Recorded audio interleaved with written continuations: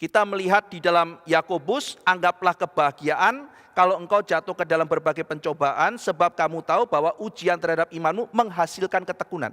Jadi Yakobus menyebutkan ada eschatological benefit of suffering. Jadi suffering itu ada eschatological benefitnya di masa mendatang. Itu ada keuntungan rohani yang kita bisa dapatkan. Maka kemudian ketika kita melihat suffering dari perspektif eschatological, maka suffering produce joy. Di sini kita melihat bahwa suffering di dalam pemahaman Yakobus bisa menghasilkan sebuah karakter yang agung. Menghasilkan ketekunan.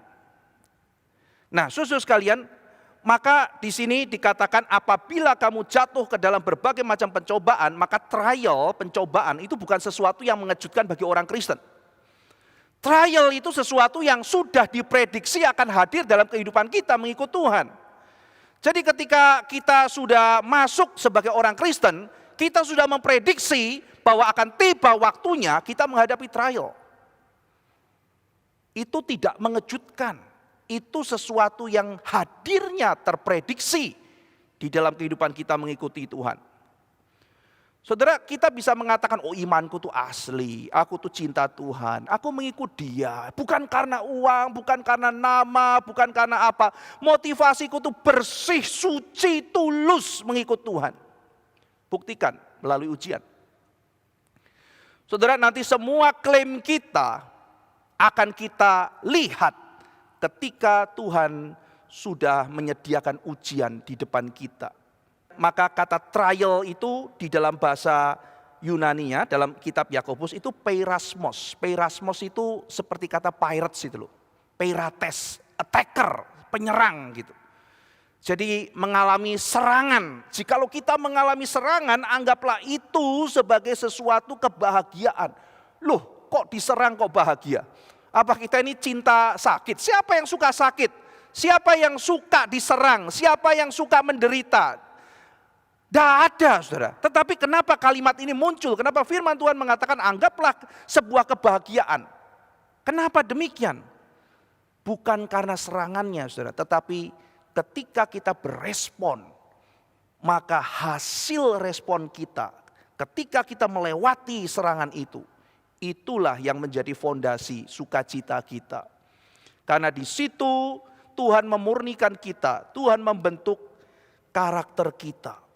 Maka melalui suffering bisa muncul yang disebut sebagai hyponone di dalam bahasa Yunani. Ujian menghasilkan ketekunan, endurance. Jadi melalui sebuah ujian muncul endurance atau terjemahan lain fortitude. Kekuatan, keberanian. Saya udah pernah diuji. Sekarang saya akan menghadapi seperti itu. Saya tidak takut lagi. Saya sudah pernah menghadapi seperti itu. Tuhan sudah melatih saya. Saya tidak takut lagi.